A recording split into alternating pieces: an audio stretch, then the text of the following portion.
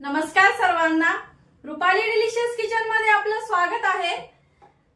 आज मी गोड जिलेबीची रेसिपी दाखवणार आहे। खूप रिक्वेस्टेड व्हिडिओ आहे हा। 3 ते 4 ताईंची मला कमेंट आली, रुपाली ताई गोड जिलेबीची रेसिपी दाखवा, म्हणून म्हणलं चला आज एकदा बनवून दाखवूया रेसिपी। तर मग चला बघूया आणि साहित्याकडे वळूया। 1 वाटी इथं मैदा घेतलाय, 1 वाटी आपला पाकासाठी साखर घेतली आहे, पाकात टाकण्यासाठी एक फ्लेवर आणि रंग येण्यासाठी केशर घेतलंय 4-5 काड्या आणि फूड कलर घेतलाय। अगदी चिमूटभर वापरणार आहे, जास्त वापरणार नाही, आपल्या जिलेबीला छान रंग येईल। इनो 1 पुडी घेतली आहे आणि पाइपिंग बॅगच्या ऐवजी मी इथे एक छोटी पिशवी घेतली आहे, मऊ अशी बघू शकता, आणि तूप घेतलेला आहे मी इथं। तर मग चला सुरुवात करूया। आपण ही जी 1 वाटी साखर घेतली आहे ती इथं मी आता पातेल्यात टाकून घेते आणि याच वाटीने 1 वाटीला म्हणजे पाऊण वाटीच आपल्याला, म्हणजे 3रा पार्ट आपल्याला एवढंच पाणी घ्यायचं आहे। म्हणजे 1 वाटी साखर घेतली तर त्याला अर्धी वाटीला थोडीशी वरती असं पाणी घ्यायचं आहे।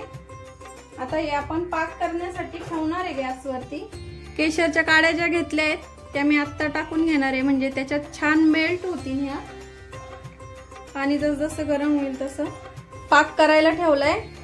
पाणी गरम होते तोपर्यंत आपण इकडं जिलेबीच्या प्रीमिक्सची पण तयारी करूया। 1 वाटी जो मैदा घेतलाय तो, इनो पावडर पण आपल्याला लगेच टाकून घ्यायची इथं,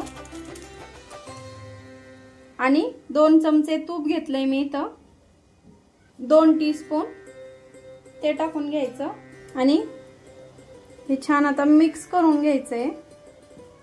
पूर्ण असं मैद्याला इनो आणि तूप असं छान लागलं पाहिजे,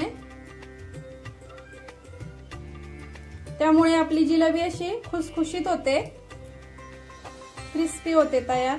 आता मी मैद्याला तूप आणि जे इनो टाकलेलं होतं ते पूर्णपणे छान लावून घेतले। आता मी इथं त्याच वाटीने, आपण ज्या वाटीने मैदा घेतला त्याच वाटीने मी इथं पाणी घेतलंय, ते थोडं थोडं करून मिक्स करायचं। खूप जास्त पाणी टाकायचं नाही स्टार्टिंगला। 1 वाटी मैद्याला मला किती पाणी लागलं ते सांगते मी। गुठळ्या वगैरे काही होऊ द्यायच्या नाहीये पिठामध्ये, एकदम स्मूथ स्लरी तयार करायची आहे, म्हणून थोडं थोडं पाणी टाकत राहायचं। इथं आपला आता पाक पण तयार झालाय। असं बोटावर घ्यायचा, थोडासा असा करून बघायचा, फक्त असं आपल्याला खूप असा चिकट पाक करायचा नाही, एकदम तारेचा, अगदी नॉर्मल पाक तयार करायचा आहे। 5च मिनिटं लागले मला फक्त पाक तयार होण्यासाठी। आणि इथं आपलं हे पीठ पण छान भिजून झाले, तर भिजून झाल्याच्या नंतर हे असं पडलं पाहिजे। 1 वाटी आणि मला पाणी पूर्ण 1 वाटी आणि 2 ते 3 चमचे वरती पाणी लागलंय आपलं, छोटे टीस्पून असतात तेवढं। आता तळून घेऊया आणि इथं मी गॅस बंद करते आता पाकाचा।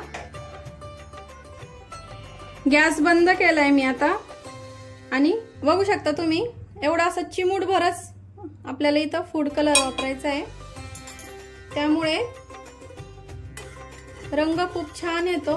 ऑरेंज कलर वापरते मी इथं। तो पाकामध्ये असं थोडासा मिक्स करून घेते। तेल गरम करायला ठेवलंय आणि मी जी पिशवी घेतली होती तिचा असा एक साईडचा कोपरा असा बारीक एकदम कट करून घ्यायचा आणि असं ग्लासमध्ये ठेवायचं, आणि आपण हे जे करून घेतलेलं जे बॅटर आहे हे याच्यामध्ये भरून घ्यायचं आहे। खूप सोपी पद्धत आहे, नक्की ट्राय करा तुम्ही। आता आपण जिलेबी करून बघू, आणि प्लीज आकाराकडे लक्ष देऊ नका, आपल्याकडे मला काय एवढी सवय नाहीये, त्यामुळे मी प्रयत्न केलाय, अगदी हलवायासारखी तर काय जमणार नाही। आता दोन्ही साइडनी छान क्रिस्पी आपल्याला तळून घ्यायची आहे। थोडीशी लाल रंगावरती, म्हणजे ती छान क्रिस्पी होईल आणि कमी गॅसवरच तळायची आपल्याला। आता छान अशी थोडीशी हलकी ब्राऊन रंगावरती आली की आपल्याला आपण जो पाक तयार करून घेतलाय त्यात टाकायची आणि लगेच आपल्याला काढून घ्यायची। ती खूप जास्त वेळ ठेवायची नाही, नाहीतर पाक खूप जास्त जिलेबी पिल्यात जाते आणि कुरकुरीत राहत नाही आणि खूप जास्त गोड गोड लागते। आपण आता सेकंड बॅच पण अशीच तळून घेणार आहे। आता ही पण आपल्याला ही बॅच पण अशीच आधीच्या जिलेब्यांसारखी छान ब्राऊन रंगावरती कमी गॅसवरच आपल्याला तळून घ्यायची आहे। आता छान कुरकुरीत तळून झाले, आता पाकामध्ये टाकून घेते। फक्त आपल्याला भिजवायच्या आहे थोड्याशा त्या आणि लगेच काढून घ्यायचे आहे।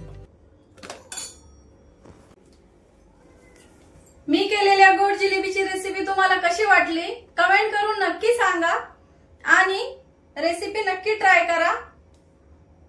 अगदी परफेक्ट आकार नसला जमला तरी चवीला आणि कलरला वगैरे खूप छान झाली आहे, क्रिस्पी झाली आहे। तुम्हाला मी तोडून पण दाखवते, बघू शकता अशी कुरकुरीत झाली आहे आणि खूप मस्त आली आहे, चवीला पण छान झाली आहे।